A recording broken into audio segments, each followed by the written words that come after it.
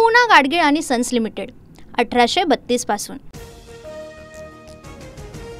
पूर्व उपराष्ट्रपती धनखड कुठे आहेत? राज्यसभेत मोठ्याने बोलणारे आता एकही शब्द का बोलू शकत नाही? राहुल गांधींचा सवाल।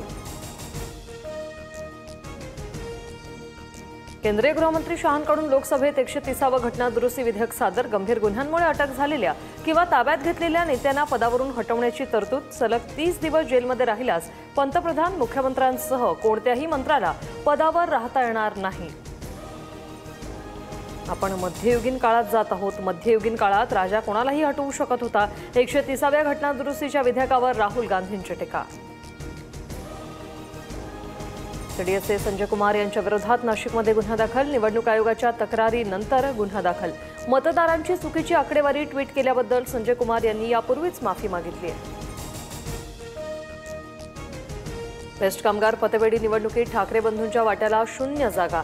शशांकराव यांच्या पॅनलचे सर्वाधिक 14 उमेदवार विजयी, तर भाजपच्या परिवर्तन पॅनलच्या 7 उमेदवारांचा विजय। ठाकरे बंधूंनी पतपेढीच्या निवडणुकीचं राजकीयकरण केलं। पतपेढीच्या निवडणुकीचं राजकीयकरण न आवडल्याने लोकांनी ठाकरे बंधूंना नाकारलं। मुख्यमंत्री फडणवीसांची प्रतिक्रिया। ब्रँडचा बँड वाजवण्याचं काम जनता करत असे। ईव्हीएमवर आरोप करणारे आता बेस्ट पतपेढीच्या निकालानंतर काय बोलणार? उपमुख्यमंत्री एकनाथ शिंदेंचा ठाकरे बंधूंसह विरोधकांवर निशाणा। ठाकरे ब्रँड कधीच फेल होणार नाही। बेस्ट पतपेढीची निवडणूक ही चाचणी परीक्षा सुद्धा नाही। पराभवानंतर संजय राऊतांचं वक्तव्य। पुण्यात उड्डाणपुलाच्या उद्घाटनावरून महायुती श्रेयवाद। मुख्यमंत्री उपमुख्यमंत्र्यांसमोरच दोन्ही पक्षांच्या पदाधिकाऱ्यांकडून घोषणाबाजी। यवतमाळमध्ये रेल्वेच्या खड्ड्यातील पाण्यात बुडून 4 अल्पवयीन मुलांचा मृत्यू। दारव्हा शहरातील रेल्वे स्टेशन परिसरातील खड्ड्यातील पाण्यात मुलं बुडाली।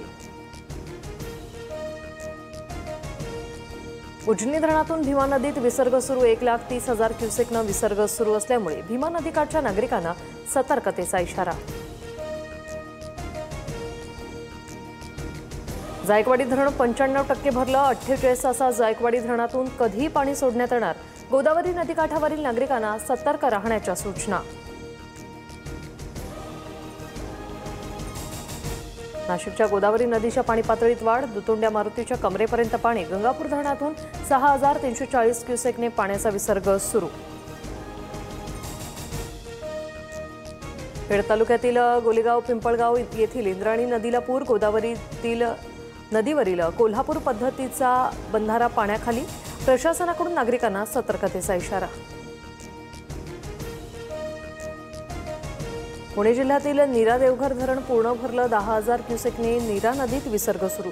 नदीकाठच्या नागरिकांना सतर्कतेचा इशारा। लाडकी बहीण योजनेचा लाभ घेणाऱ्या सरकारी महिला कर्मचाऱ्यांवर कारवाई होणार। ग्रामविकास विभागाकडून स्थानिक प्रशासनाला कारवाईचे आदेश। पूना गाडगीळ आणि सन्स लिमिटेड 1832 पासून।